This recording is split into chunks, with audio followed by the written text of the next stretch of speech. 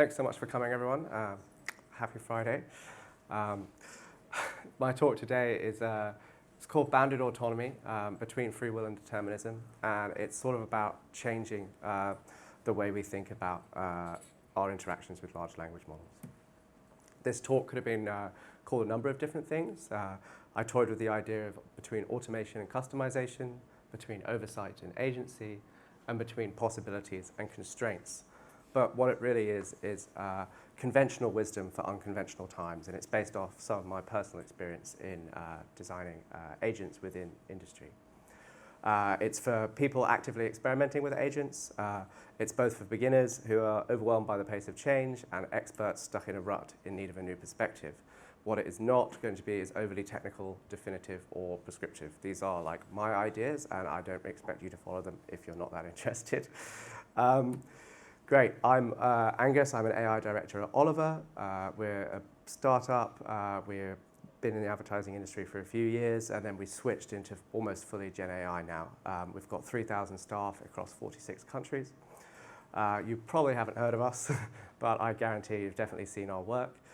You probably didn't realize it. You probably didn't notice. I didn't when I joined the company because you didn't know it was AI when you saw it. This is some of our work we've done for Johnny Walker. We generate around 4,000 assets a day for more than 200 brands, many of which you've probably interacted with today, maybe even this morning or this afternoon. Unlike other sort of GenAI content agencies, we actually put quite a lot of media spend behind these assets, anything ranging from 20 grand to a few million. And that enables us to measure these assets' performance in the wild. This gives us quite a good feedback loop. We've got huge volumes of data. And it allows us for much faster iteration and a more deeper understanding of what actually works. Right, who knows what an ad agency looks like? Anyone? Probably not, I didn't think so. Yeah, you probably think it's maybe a bit like Mad Men. But essentially there's three parts of an ad agency. There's the accounts department, there's the creative department, and the strategy department. Accounts typically has made up 50% of the agency before. Now we have 20% creative and 20% strat. Accounts manages the client relationships and keeps the project on track. Creative turns the ideas into compelling ads and content. That's historically been the core of the agency. And then strategy is layered on creative. So that's how do we get to those images? How do we define the insight, the audience, and the direction behind the work?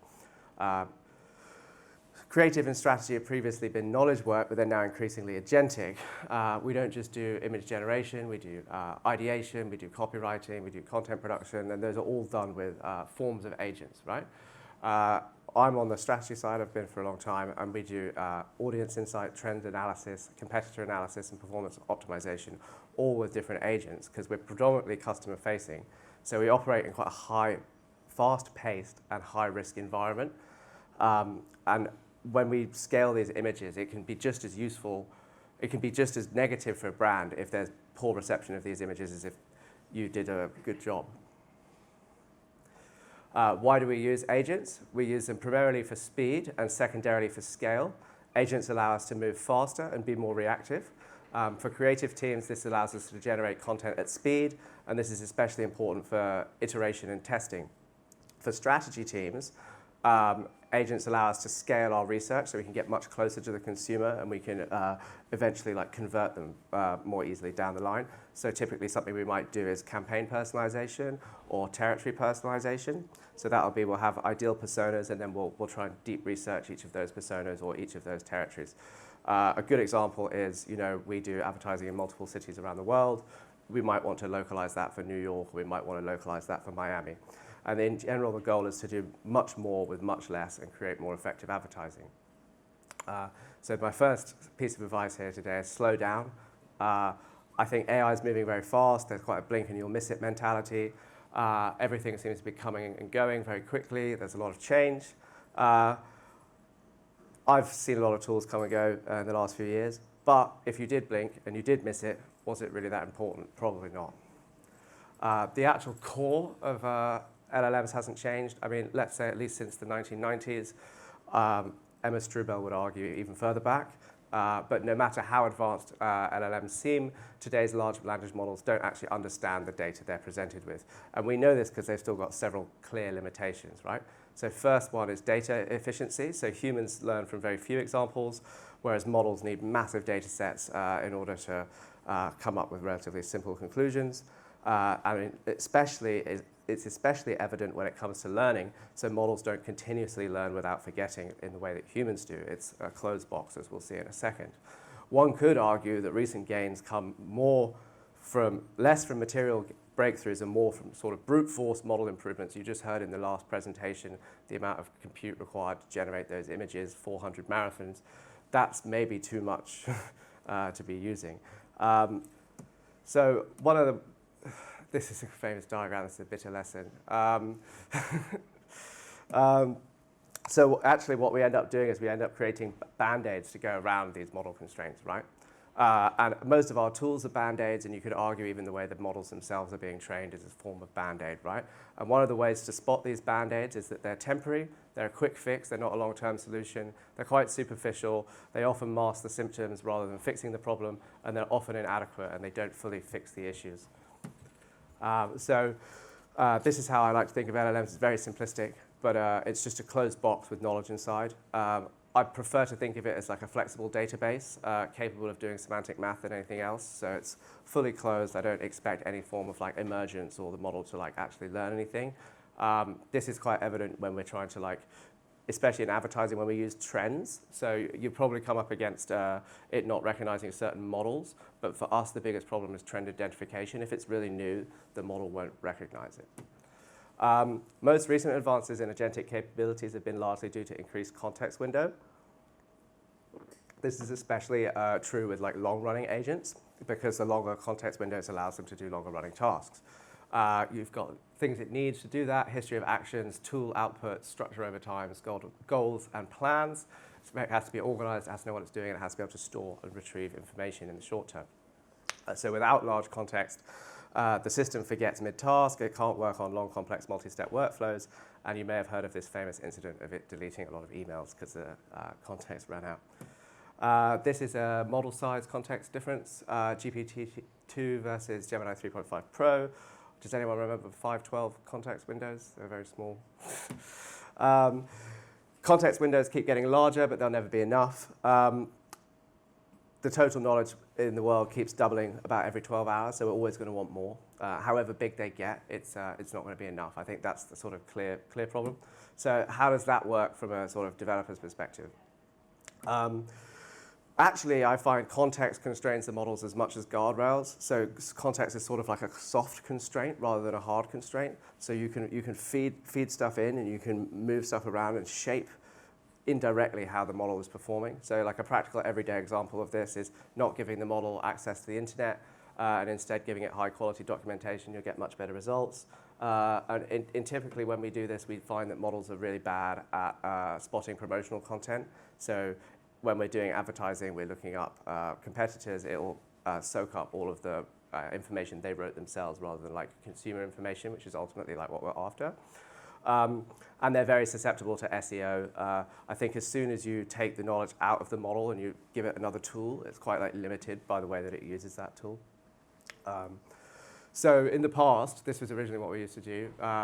So when we had really small context windows, we used to do, I used to do TDIF for cluster labeling. So you would take the most frequent words within the cluster. You cluster the text corpus, you'd do the most frequent words within the cluster, and then you'd label that. You'd also do like top K and that sort of thing. Whereas now, context assembly is much more dynamic, right?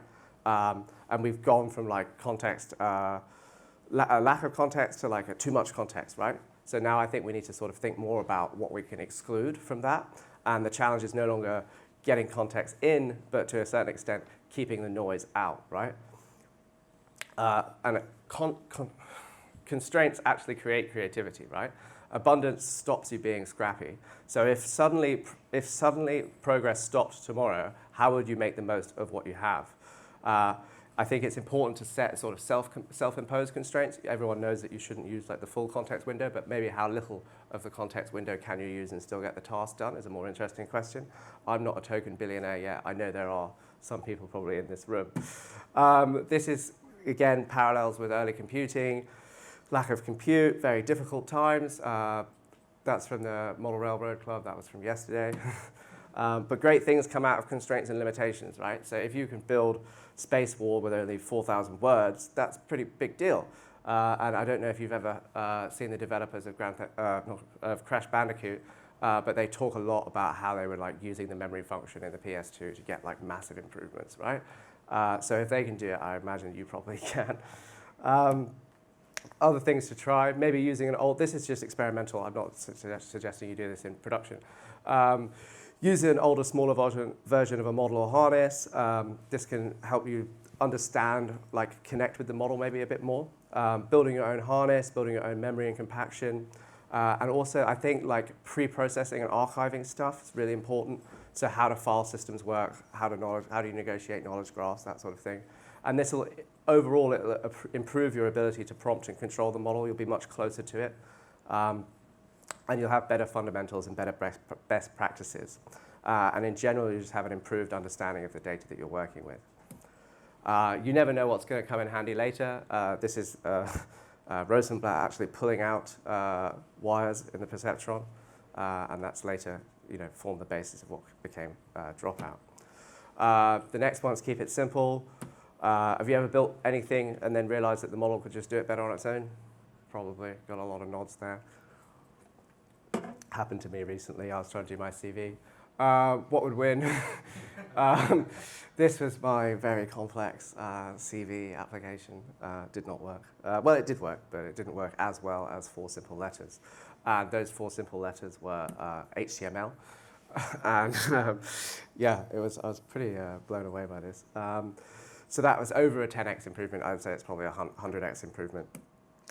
So I think just because you have the power of the gods, that doesn't mean you should use it. Models are like naturally verbose, and they tend towards complexity. Like they are going to suggest the most complicated solution. So don't waste your time. Don't waste tokens, and don't make extra work for yourself. Your ideas will collide with reality pretty fast. So what matters the most is building a simple version that works. And I think when we're talking about using agents, we talk about shortening that feedback loop. But maybe you should shorten your feedback loop with reality when you're building products.